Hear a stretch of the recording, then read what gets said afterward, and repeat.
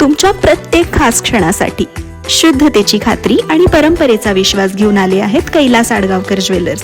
आकर्षक डिझाईन्स, उत्कृष्ट कारागिरी आणि सोन्या चांदीचे दागिने लग्न, सण उत्सव आणि अविस्मरणीय क्षणांसाठी कैलास आडगावकर ज्वेलर्स, जिथे सौंदर्याला मिळतो विश्वास. आज आपल्या नाशिकमध्ये शिवसेनेमध्ये सतलामजी भाई राजपूत, कविताताई कर्डकजी, कविताताई नाईकजी, अमोल भाऊ नाईकजी,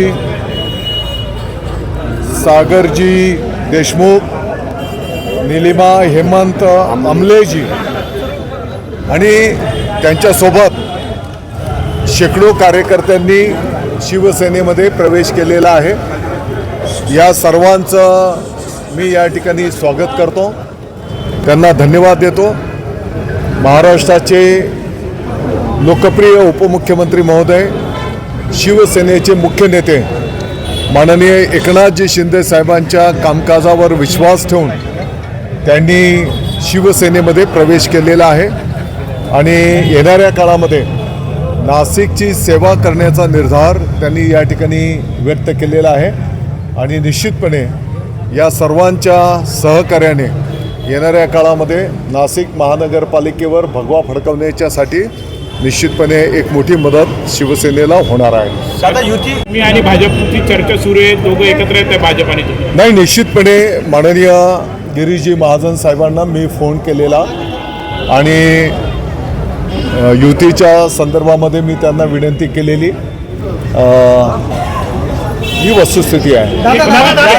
एकीकडे राष्ट्रवादी सोबत बैठक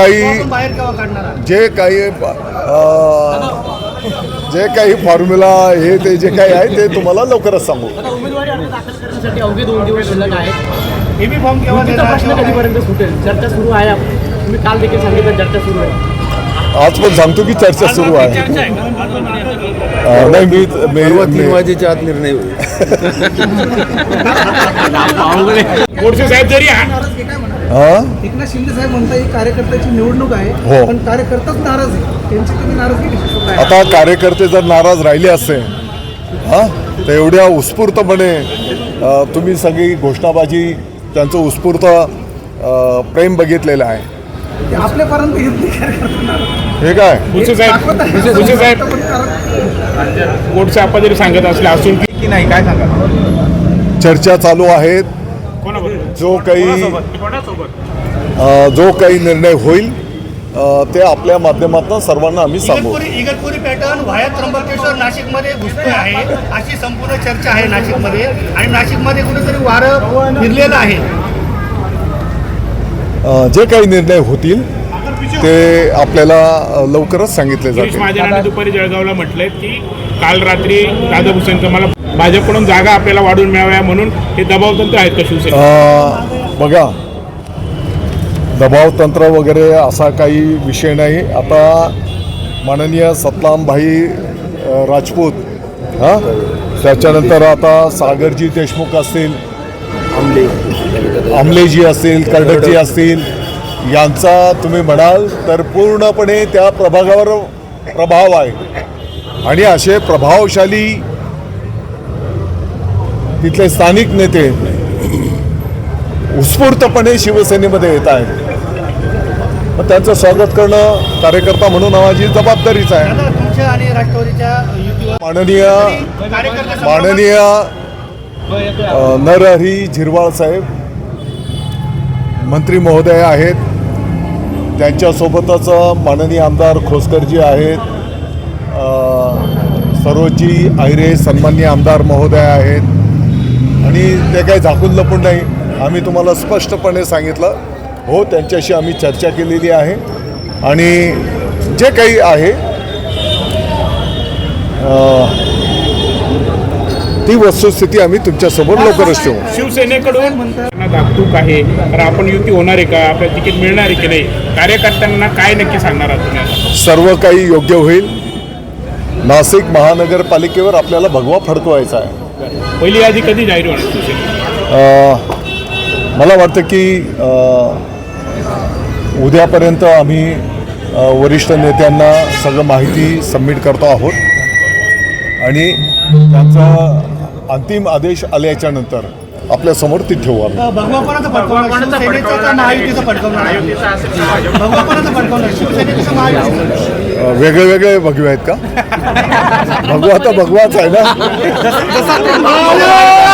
आम्ही तसे बाल शिवसैनिक भारतीय विद्यार्थी सेनेपासून मी कामाची माझ्या या राजकीय आणि सामाजिक जीवनाची सुरुवात केली. पण मागे काही दिवसांपूर्वी उद्धव बाळासाहेब ठाकरे यांच्या पक्षामध्ये असताना त्यांचे विचार हे हिंदुत्ववादी विचार मला पटत नसल्याने मी उद्धव बाळासाहेब ठाकरे पक्षातून बाहेर पडलो होतो. आणि आज पुन्हा एकदा मी एकनाथ शिंदे साहेब यांच्या कार्याने प्रेरित होऊन आणि बाळासाहेबांच्या खऱ्या मूळ शिवसेनेत परत आलेलो आहे. खूप आनंद वाटतोय की पुन्हा एकदा भगव्या ध्वजाचा झंझावात आम्ही आमच्या प्रभाग क्रमांक 30 मध्ये फडकवू आणि आमच्या सोबत असलेले चारही उमेदवार आम्ही निवडून आणू. आणि त्यासाठीच पक्षाने आज माझ्यावरती जी काही जबाबदारी दिलेली आहे ती जबाबदारी पेलण्याची क्षमता निश्चितच आमच्यासारख्या असंख्य तरुणांमध्ये आहे. आणि आम्ही एकनाथ शिंदे साहेबांच्या विचारांना अभिप्रेत असलेलं काम, बाळासाहेबांच्या विचारांना अभिप्रेत असलेलं काम आम्ही या नाशिक शहरामध्ये उभं करून दाखवू. आणि यासाठीच आम्ही पुन्हा एकदा आमच्या मूळ शिवसेनेमध्ये प्रवेश केलेला आहे. खरा आमचा जो प्रभाग आहे हा मूळ शिवसेनेचाच बालेकिल्ला आहे. 3 टर्म सतत आमच्या प्रभागातून शिवसेनेचेच मतदार निवडून आलेले आहेत. आणि गेल्या 6 वर्षांपासून आम्ही या कार्यालयाच्या माध्यमातून तळागाळातल्या जनतेची, लोकांची सेवा करतोय. त्याच्यामुळे जनता ही आमच्या सोबत आहे. आणि निश्चितच पुन्हा एकदा आम्ही प्रभाग 30 मध्ये शिवसेनेचा भगवा हा डोलाने फडकवू, एवढं मात्र नक्की. आपल्यासोबत कोण कोणी प्रवेश केला आपल्यासोबत? माझ्यासोबत आज आमचे इंदिरानगर अहिर सुवर्णकार समाजाचे दत्ताभाऊ दंडगवाळ, आज ते शिवसेनेचे उपमहानगर प्रमुख होते उबाटा गटाचे. आज त्यांनी उबाटा गटाचा देखील राजीनामा दिलेला आहे आणि त्यांनी पण या पक्षामध्ये प्रवेश केलेला आहे. काही नाही, गेल्या महिन्याभरापासून प्रभागामध्ये फिरत होते. लोकांच्या कलाकडे बघितला असता शिंदे गटाला त्यांची पसंती होती आणि लोकांनी पण आग्रह केला की ताई, जर धनुष्यबाण आपल्याला चिन्ह भेटलं तर चांगलं होईल. आणि मग त्यांच्या आग्रहाखातर मी शिंदे गटामध्ये प्रवेश केला. भुजबळांच्या कट्टर समर्थक होऊन देखील तुम्ही ओळख आहे तेवढं काम शिवसेनेत. नाही, त्याच्यामध्ये काही कमी नाही ना. समर्थक आहेच मी, भुजबळांचे समर्थक आहेच मी, काही प्रॉब्लेम नाही. काही शब्द देण्यात आला आहे की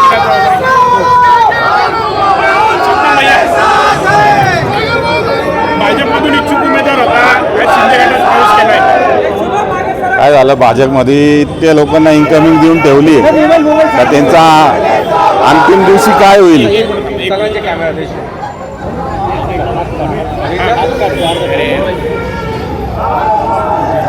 भाजपमध्ये होता, शिंदे गटात प्रवेश केला, काय करायचं? असं मूळ कारण तर फक्त एकनाथ शिंदे साहेबांचे विचार. कारण की त्यांचा आणि माझा ना थोडं कॉमन विषय का ते लाडके बहिणींचे भाऊ आहेत. आणि माझ्याकडे सुद्धा गेल्या 27 वर्षापासून जे मी कार्यरत आहे, आमचं एक मंडळ आहे साई सप्तशृंगी मित्र मंडळ. सगळ्यात जास्त महिला या नाशिक शहरामध्ये त्या मंडळाच्या माध्यमातून त्या आमच्या मंडळाकडे आहे. आणि सगळ्यांचाच आग्रह होता का आपण यावेळेस शिंदे गटाकडून आपली उमेदवारी करावं आणि जे हुकुमशाही चालू आहे त्याला कुठेतरी आपण तोंड द्यावं. भाजपकडून इच्छुक होता तुम्ही, का सोडला तुम्ही?